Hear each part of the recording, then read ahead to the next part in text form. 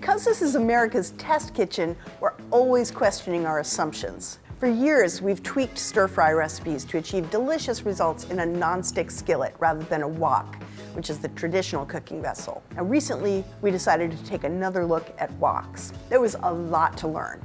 You can buy woks in a huge range of materials, shapes, and sizes. We turned to Grace Young, who's a wok expert and James Beard Award-winning author of Stir Frying to the Sky's Edge, The Breath of a Wok, and The Wisdom of the Chinese Kitchen. She and other experts advised us that carbon steel and lightweight cast iron woks are the top choices for home cooks. These materials transfer heat efficiently, so they sear foods more effectively than woks made of materials like stainless steel or clad, or woks with a non-stick coating. As we've learned from testing cast iron and carbon steel skillets, we know those metals also gradually acquire seasoning as you cook, so they naturally become more and more non-stick. With a well-seasoned wok, we might be able to replace non-stick coated skillets for stir frying. Now, before we began testing, we invited Grace Young to the test kitchen for a friendly wok versus skillet cook-off. She cooked 2 recipes in her own wok, while we used our winning non-stick skillet to do the same. Everybody gathered to compare the techniques and results. Now, while the recipes came out well in the skillet, we all agreed the wok-cooked versions tasted at least as good, and many said better. We think it was likely due to the wok's hotter temperature and its well-seasoned surface, so food was more browned and more flavorful. Also, it was clearly easier to stir-fry in the wok. With high walls and a rounded shape, the wok let Grace stir less carefully and move food around more thoroughly during cooking. Plus, her stovetop stayed neater. Active stir-frying was much trickier in our low-sided skillet. Next, we bought 9 woks to test, priced from about $33 to about $55. They were all 14 inches from rim to rim. That's the size our wok expert said works best for home cooks making 2 to 6 servings. Smaller woks can crowd and steam your food instead of searing it. Bigger woks can take up too much space, and they're awkward to handle. We focused on woks with flat bottoms rather than traditional round bottoms. A flat bottom lets the wok sit securely on the burner, and it works on a wide variety of cooktops, from gas to induction or electric. All of our woks were made of carbon steel, cast iron, or lightweight cast iron, but only the cast iron woks and one of the carbon steel models arrived pre-seasoned. The rest were made of uncoated carbon steel, and they needed a little preparation before they were ready for cooking. Because naked carbon steel rusts quickly if it's exposed to air or moisture, manufacturers coat it with this very sticky, waxy protective substance. You have to scrub that off before seasoning can stick. We decided to follow Grace Young's advice and cooked scallions and slices of ginger in vegetable oil, moving the food around the pan. You'll see the pan start to discolor and gain seasoning. After about 20 or 30 minutes, you throw that food away, wipe out your wok with paper towels, and you're ready to start cooking.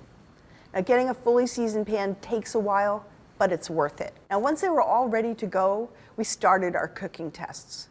We stir-fried a wide range of ingredients and used a variety of techniques, including cooking in batches, steaming and crisping vegetables, handling piles of slippery noodles, searing meat and seafood, scrambling eggs, and frying rice. We stir-fried green beans, we fried rice with shrimp, pork, and peas, and we made Thai-style rice noodles with broccolini and chicken.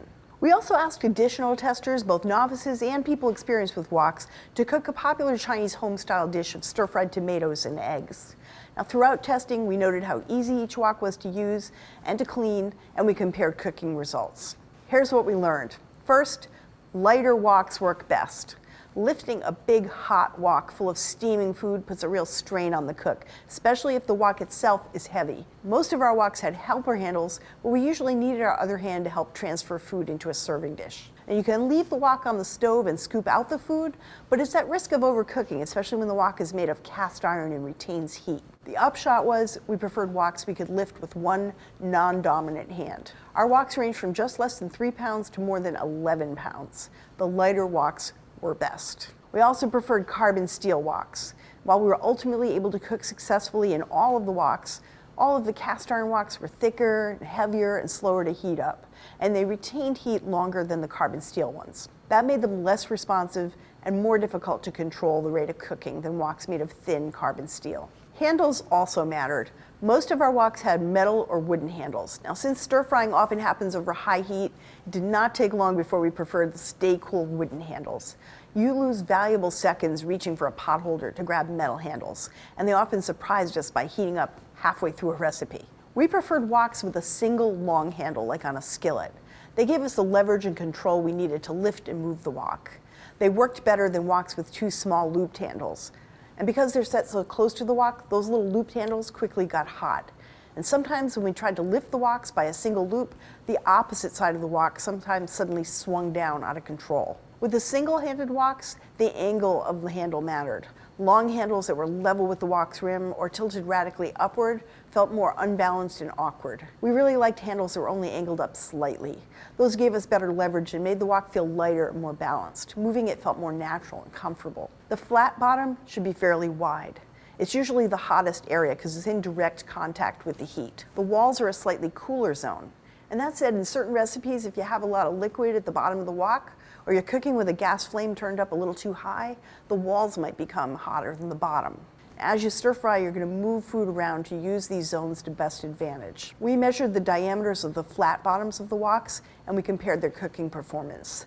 The widest woks worked best. Our favorite was the widest of all at 7 inches. Now, after cooking batch after batch of stir-fried noodles, chicken, shrimp, vegetables, eggs, and fried rice in all 9 woks, we had a favorite. The Taylor & Eng Natural Nonstick Wok Set, 14-inch carbon steel. It cost about $49. At 3 pounds 4 ounces, it was one of the lightest woks we tested, and its comfortable, stay-cool wooden handles made it easy to lift and maneuver even when it was full of hot food. It had the widest flat cooking surface, and its thin carbon steel construction helped it heat and cool quickly and responsively as we cooked. It's also the only wok that came with a lid, which is very handy to have for some recipes, like when we needed to steam the broccolini by covering the pan and then remove the lid to crisp the vegetables. And one note about the name.